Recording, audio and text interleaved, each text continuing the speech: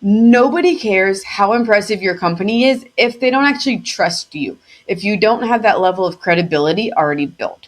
Visibility alone will not move the needle in your company. Trust will. And in a world where media is crowded, attention is short, and everybody is fighting to get seen, that trust has to be earned. In this episode of Humans of Growth, Rachel Ford-Hutman and I unpack what PR actually looks like behind the scenes, why getting featured is only one piece of the puzzle, and how strong public relations creates the kind of credibility that opens doors, builds authority, and keeps working long after the headline is published. Let's dive in. So with that being said, Rachel, welcome to the show. Thanks, Allie. I'm so happy to be here. So, Rachel, I introduced the professional corporate side of you, but in a sentence or a story, who are you as a human? What is bringing you joy right now? What's bringing me joy right now is that my son is being quiet upstairs because I told him I'm getting on this podcast, and if I hear a peep from him, he's not going to get anything to eat after. And we're going to Costa Rica for vacation. We're big surfers. We're doing that break, and I'm counting down the days. How far, how are we, 3 days away, or are we 2 weeks away? We're about a week. We're about a week out. Yeah. We were supposed to go over Christmas, and my son got COVID 2 days before we were supposed to leave. So we had to cancel the whole trip and rebooked it. And I'm just so excited. I cannot wait to get this vacation on, you guys. And then, I would say, honestly, I'm just a working mom. I'm probably hanging on by a thread most days, like most working moms are. But nothing makes me feel better than, getting my clients the results that they're looking for. And we'll talk more about that, I'm sure. So how did you get into surfing? Because I don't hear that very often from people. Yeah. So I did my master's in communications at San Diego State. And so while I was getting my master's in my free time, I learned to surf. And my husband and I became pretty avid surfers. And then during COVID, actually, we looked on the map of countries that were still letting Americans in. And Costa Rica was one of the top countries that were still allowing Americans to come and live there during COVID. So we moved to Costa Rica for quite a while during COVID. And it was hard to get me out, Allie, but somehow he dragged me back to the States. I always wanted to be a writer. And so I actually originally went into journalism. And then I had a local reporting job, and I thought everything was just going to fall into place. But then the financial crash happened, and I got laid off. So that was 2018. Okay. And I remember coming home and telling my husband, I was like, I need to find another job. And I'm talking to these public relations people all the time that are pitching me stories. I think I could do that. That seems kind of easy, quote unquote. And and so then I went and tried to get a job in public relations, and it took a while because there were no jobs at the time, during the financial crisis. And so I had to start at the bottom. And that was really, honestly, that was a big moment in my career, because at that point I had my master's in journalism and communications, and I had to start in an intern at a public relations firm. So once I did get into the industry, and I worked at a small boutique firm, which is also the type of firm that I now manage. And so when you work at a smaller firm, you get to do a lot of different things quickly, especially if you're smart and you show you're capable. And so because of that, I just immediately started working directly with clients in the C-suite. I started pitching clients right away. They immediately saw in me a media type of star.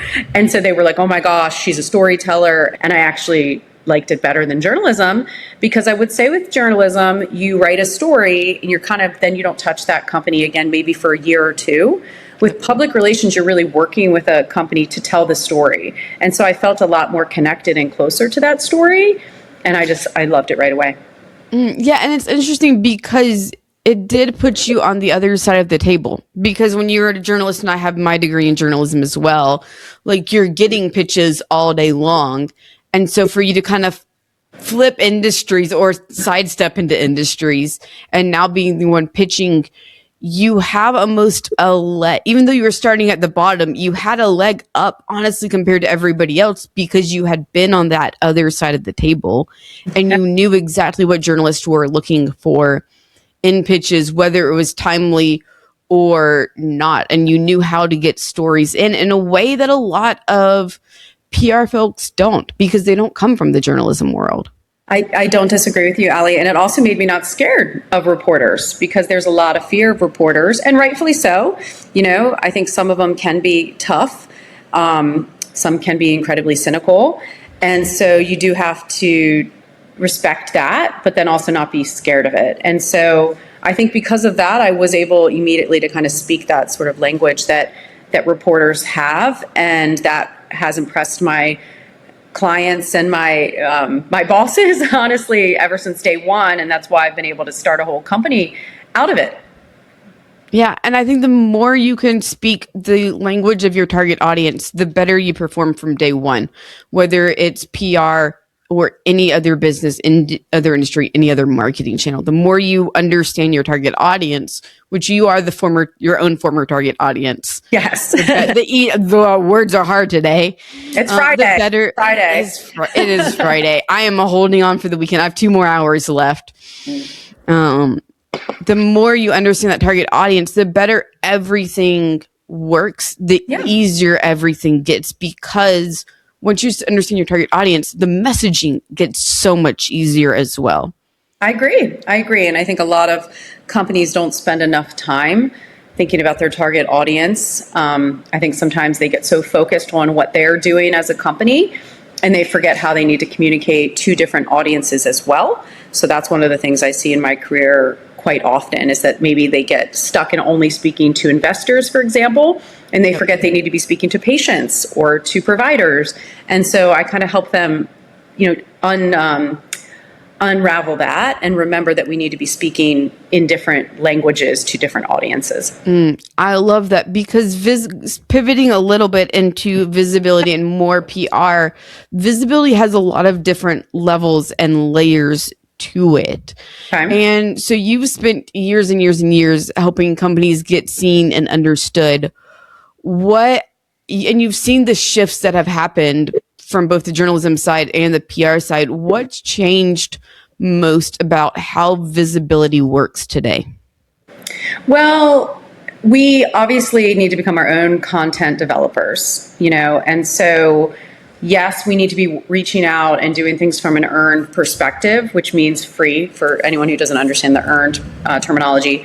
But we also need to be working on our own content, whether or not that be blogs or social media, LinkedIn posts. And so I think white papers, I think that's probably one of the biggest things that I've seen change over the years, is that the earned, the free, quote unquote, communications has gotten thinner and thinner as we've seen journalism rooms shrinking. As I mentioned, I got laid off, pretty early in my career in journalism. And so unfortunately that trend has continued. So we have less and less reporters and less humans as well. Now we've got the advent of all the new AI technologies. So we have less humans to actually be pitching a story to. And so what that means is we now need to be our own content developers and generate our own visibility. I like that. And it's interesting because I've watched, I graduated 2016-ish. And then I remember in 2018, I was in marketing by that time. And I remember the 2018 financial crisis of every journalist is getting laid off. Everybody I knew had gotten laid off at that point. And they're like, what do we do? It's like a lot of them pivoted into marketing and PR. And it's happening. And honestly, it's happening again. Sorry to cut you off, but but we also saw it in 2020 as that industry shifted, and now we see the media for what it has become, because so much of PR has become paid, whether we like it or not. It's true. There's definitely an advent of a lot more of the paid media. That said, I think it's still worth reaching for the earned media as much as we possibly can. But I am playing around more with paid than I ever have before, just because, especially right now, we're just going through a transition. And so when there are these transitions, sometimes you might have to supplement, some of your efforts, and then also be more strategic. That would be the other thing. So for example, I had a client that was at HIMSS, which was just last week in Las Vegas. I'm still recovering. Okay. And they did not have any big news. And so HIMSS is a very large conference. And so a lot of companies save their big news for this conference. And so we did see a lot of huge announcements from Microsoft and such. And so what I told my client is just because we're at this conference doesn't mean we need to do a huge media push because we don't have anything newsworthy. Let's hold off and wait until we're not at a huge conference, and then let's do a media push, because also the reporters aren't going to be as busy. So that's being strategic. And I mean, unless you have unlimited PR budgets, my clients do not, then I'm like, utilize me at a time when I can have the most impact, instead of just burning dollars, because then I'm going to be out there pitching. If I'm at a big conference, we don't have anything newsworthy, I'm now working even harder and I'm burning more hours and we're not getting any results. So I think working with PR practitioners that will be honest with you and be strategic and not just do something because, oh, everybody else is doing it, that's not always the best strategy. Right. And you can have PR going on throughout the year, but if you want to do a big PR push, just like you had said, like it doesn't have to be, and it probably shouldn't be at the same time as everybody else. Exactly. Like if all of your competitors are doing a big launch release in September, why would you also do that? Because now you have to compete for media space among everybody else. Where if you did yours in May, even though that may not be the best timing industry wise, it means you don't have to compete with everybody else. Exactly. But I do think, though, unfortunately, there's a little bit of the kind of like FOMO. I think a lot of times companies see their competitors doing something, and so they just like, oh my God, we need to be doing something too, right? Even if it has nothing to do with them. And so that's something I've learned throughout my career too, is that you do have to be very honest with your clients, and they still might want to do it. I mean, they might not take your good sound advice, right? But I think being very honest with them about where they can get their most bang for their buck, and hopefully they'll listen. Yep. And just because you can do something doesn't mean you should. So true words never spoken. Like just because you can does not mean that you should, especially in the world of marketing when there are 379 marketing channels. Like what's actually going to bring you at the end of the day the highest ROI, both in the short term and in the long term as well. Yeah. So with PR, a lot of people think PR is just getting featured. What does it actually involve behind the scenes? That's a great question, because just as you were just mentioning marketing, and I was about to clarify, I'm actually not in marketing, I'm in public relations. So a lot of people don't understand the difference. So thank you for asking this question. So public relations, we support sales, but we're not a part of sales like marketing is. So we're more of just we're more supporting your overall brand visibility. And yes, we are a part of supporting sales, but we're not driven by it like marketing is. And so public relations specifically, we do a lot more in terms of thought leadership and helping your brand gain more visibility in the marketplace. And we do that through a variety of different tactics. Media relations is just one of them. I think it's the most that people are aware of, but it really is just one part of what we do. We also do a lot of thought leadership pieces. So those are op-eds or bylines, white papers, awards, conferences. We do a lot of research. That's that kind of storytelling I was mentioning, like where's the white space that we can fit your brand into what's missing in the industry and talk about what you're an expert at. A lot of social media these days, so be it LinkedIn posts, blog posts, of course, press releases, that's connected more to the media aspect. And then we also do some investor relations too. So depending on what type of public relations firm it is, sometimes we do get into a lot more things regarding financial communications. Yeah, and I think what's interesting about PR compared to your traditional marketing is that if you look at the marketing funnel, what sits above it a lot of times is the PR and the brand awareness.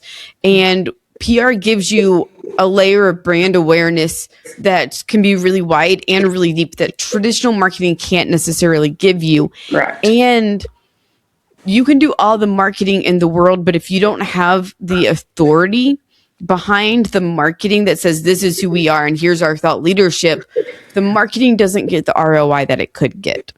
It's true. It's true. And it's so nice talking to someone like yourself who understands that. We always joke around in public relations that no one really knows what we do. Even people in our family don't really. They always do just say, marketing.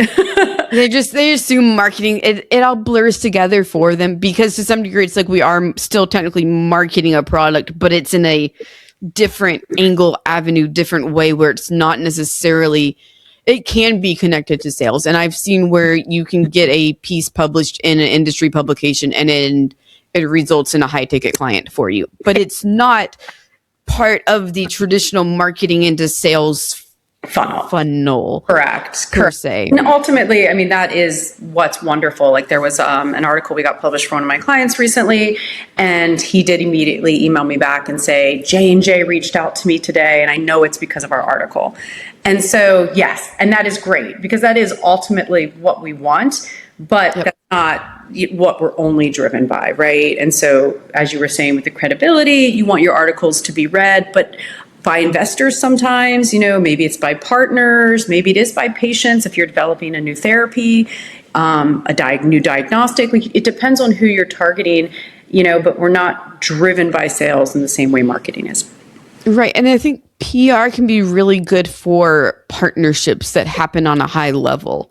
Of you establish the authority, you've been seen in XYZ publications, you have the thought leadership, and it gives you the credibility you need to make some bigger partnerships on a company level that then propel the company as a whole forward into whatever's next for you. Mm-hmm. That's correct. So you've got it. I've lived in the PR world. I ran all the gig workers' rights campaigns back in 2020. Very cool. Don't miss the PR world at all, though, I will say. So a lot of people expect quick wins from PR. How do you kind of go about explaining that PR is about the long game? And then how do you go about, we talked about the ROI, but how do you go about explaining it to clients of what's realistic to expect from PR? Yes. Well, that's probably one of the most challenging things that we do, honestly, because even as much as I do try to explain that out of the gate. Hey guys, real quick, this episode is sponsored by Parison Network. Parison Network is a matchmaking service that connects businesses to marketing agencies that will actually get you results. There's over 50,000 agencies in the United States alone, and picking the right one can feel, well, pretty impossible. Parison Network simplifies the entire process by doing all of the vetting for you.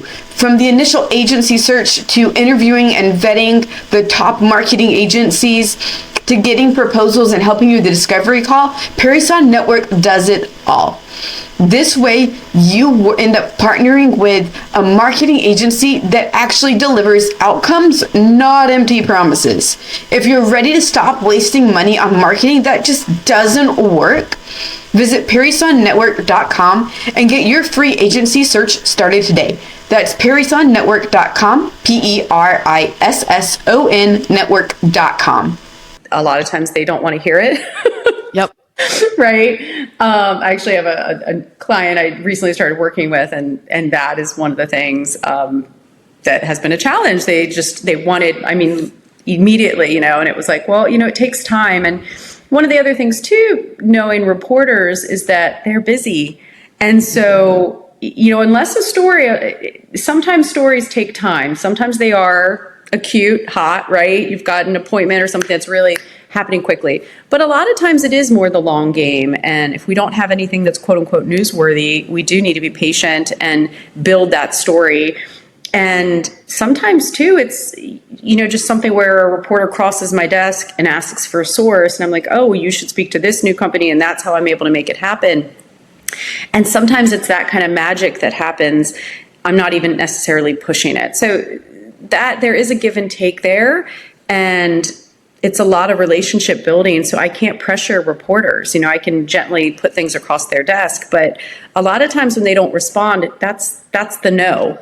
Yep. And that's another thing clients don't understand. They think that reporters are going to email me back to say, no, I'm not interested in this because of X, Y, and Z. They sometimes do that. Yeah. If you're really lucky. If I'm really lucky, but very rarely, right? And so, but occasionally it does happen. But for the most part, they just ignore you if they're not interested. And so that's something, especially some of my earlier stage companies. And I educate them. I think that's part of it too. It is a partnership. And so when I start working with a new client, I do tell them I will always be honest with you. about what's realistic. And I never overpromise. And the reason I don't overpromise about media results is because that makes me nervous.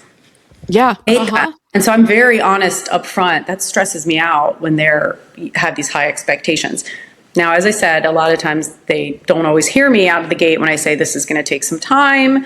And I try to be very honest, especially if we don't have anything newsworthy. Now, if you bring me something newsworthy, like a huge financing, I'm here for you. That is newsworthy. Yep. We will get it done and it's going to be everywhere. But if you bring me something like a small award announcement, you know, and awards are more of a marketing thing anyway. It's just like, 6, 7. Like, I think one of the things that you hit on really well is that this is all about relationships at the end of the day. And you cannot force a relationship no matter how much you try. And you can have, honestly, the best press release. But if the journalist doesn't want to cover it for whatever reason, whether it's a logical reason or not, you can't force a journalist to cover anything. And so with PR, unless you're paying for PR, results or like getting featured is never a guarantee, because you can lead the horse to water all day, but you definitely cannot force a journalist to drink because they're all dehydrated. No, it's so true. It's so true. I have a joke I always say about that. I'm not the mafia. Some clients treat me like that. Like they think I can like force the media's hand. And it's like, no, it's the exact opposite. You know, I'm lucky enough that they even listen to me a little bit. And listening just means they glance at my emails, you know? Yeah. Which I will say they do. So that is one of the interesting things. And I have a small team. We're about 5 people. But sometimes we'll be working on something and a reporter won't be responding to them. And they'll be like, Rachel, will you reach out? And then I reach out and get the response. And so I will say that is the power of relationships. And I'm happy to do it, especially if it's something that we really do need a response on for whatever reason. But that tells me they are reading my emails. And again, they're not going to respond every time because you just don't respond. Think about the things you get that you're just not interested in. There's so many.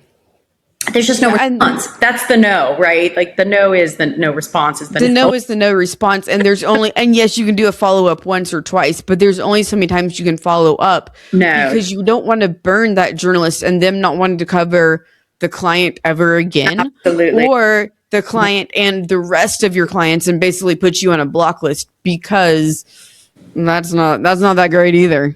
No, you've got it. That's exactly what it is. Now, I will say this is the magic of media relations and doing a lot of it, is that I am talking to so many different reporters that the network and everything. So what I said a second ago about things crossing my desk. Yep. I had a fierce biotech reporter reach out who was working on a story. She's like, do you have someone in this space? And I was like, I absolutely do. And then I connected her with a different client that I'm not even really like super actively pitching right now, but still got it done. And that's the beauty of doing this a lot, is that they know they can come to you when they need something. So sometimes you get lucky like that. And that is when I'm like, yes, like it's working. It is working, you know? Yep. They'll come to me. And sometimes it's a client, it might not even be a client I have, or it might be someone I've worked with in the past, or just know. It might not even be somebody I have a deep relationship with, but I just kind of know what they do. You know, so it's that they're also kind of coming for that network and that wisdom. Yep. If they're doing something quickly and they're like, I need a source really, really fast who knows something about autism research, I've got that. You know, so it's just that kind of network, I think, is a beautiful thing. And that's part of the public relations world, and that's having really strong media relations contacts. And one other thing I'll say, Ali, is that now too, knowing reporters and actually, you know, having had a beer with them at HIMSS and knowing people's faces, that really matters in a way that I think when I first started in the industry, and we're not going to put numbers out there. You know, you've been putting too many numbers out there. I will not. Yep. But I think that's mattering more and more. And that to me is actually pretty cool. I love that. So how do you know if PR is quote unquote working? It's when they reach out to me for sources and when the reporters come to me, that's when I know it's working. And then as far as working for clients, it's when the clients are happy. It's when we're getting them that speaking opportunity that we researched and put together the best speaking proposal for, and we got it. I had that happen for a client at the HLTH conference last year, and I was so happy because we'd worked on it for a year before and we didn't get it. We got it the second year and we made our proposal even better, and we got it. And they got an amazing free speaking opportunity. And these speaking opportunities, you pay for them, they're like $30,000. And that's also too where the ROI of PR, and I love giving that example when somebody's like, oh, it's so expensive. I'm like, yeah, but if you get something like that, I mean, it pays your whole budget, your marketing budget probably get gazillions more. And so that's where I'm like, yeah, but you get that one, right? Or you get that one investor. That one investor reads that article and he comes a call in, and then he finances your next product. So that's when it's working.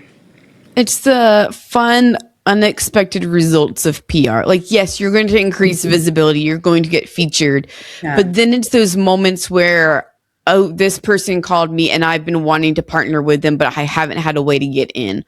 Or, oh my gosh, I've been going to this conference for 3 years.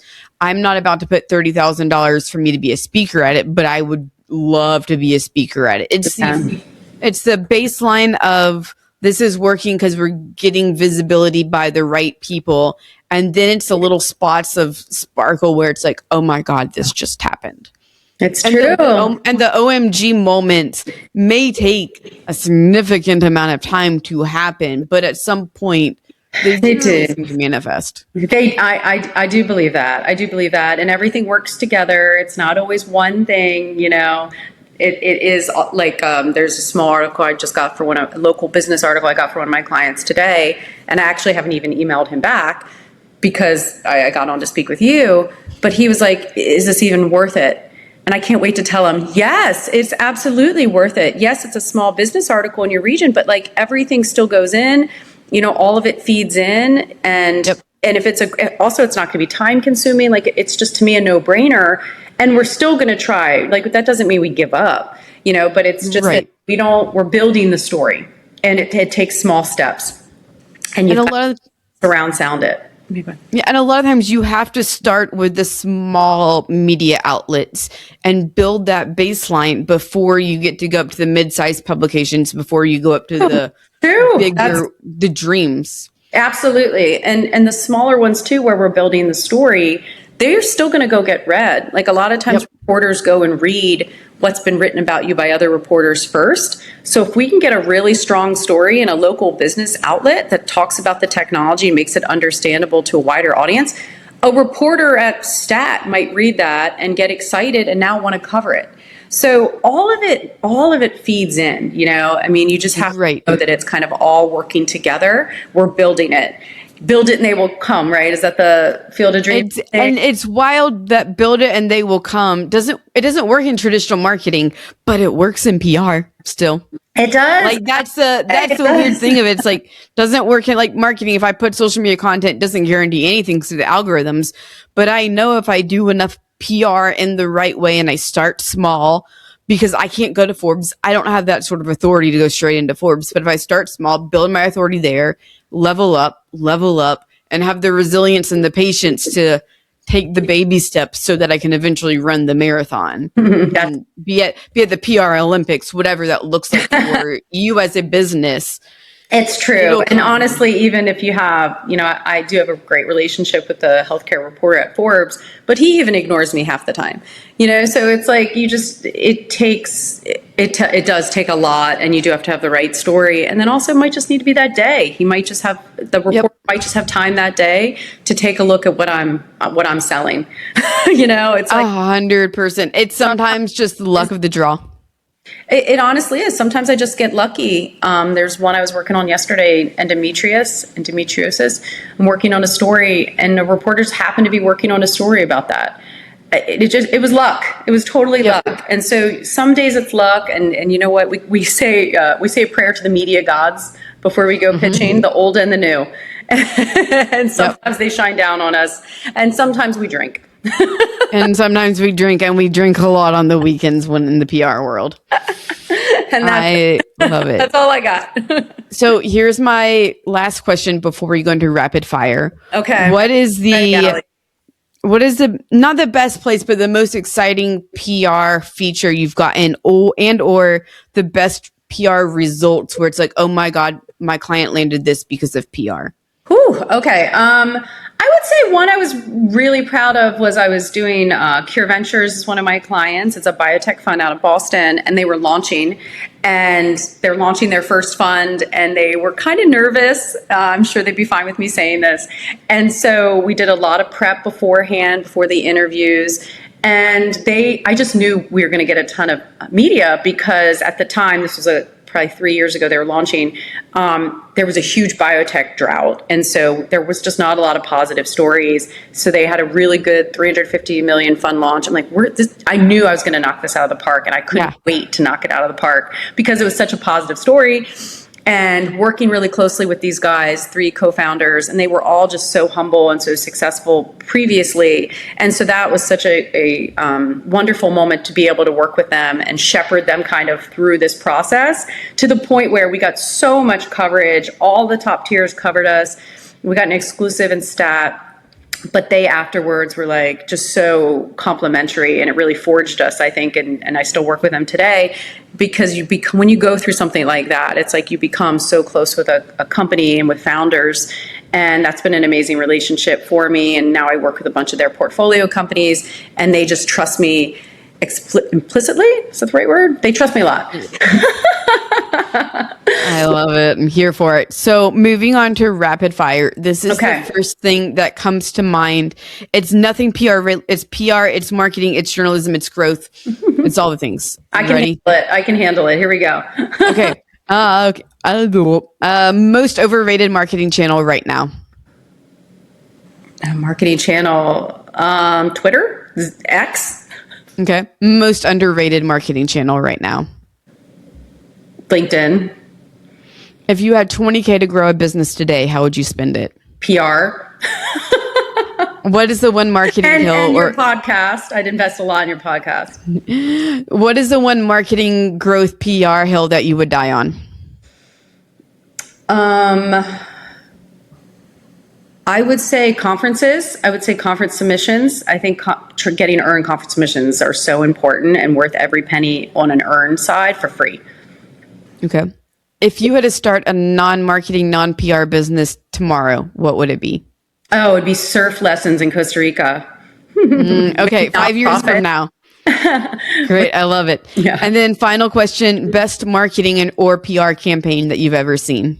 It actually wasn't recently at all. It was like 10 years ago. But it was like a burger one my husband and I were talking about. And it was like something funny they did with this like burger to make fun of like the other burger. It was like 2 fast food restaurants going at each other. Anyway, that was more, I can't remember what it was, but it was hilarious. Commercials were better 10 years ago. We'll just leave it at that. It was so funny. I wish my husband was here. He'd be like, oh yeah, it was when Wendy's was making fun of Burger King's blah, blah, blah. And they like found a funny way and they went back at each other it is 100% Wendy's making fun of somebody. Oh, I feel like I remember that. Like, it was really funny. And I just remember like my husband and I like got a kick out of it because it went on for a little while. I was like, that is hilarious.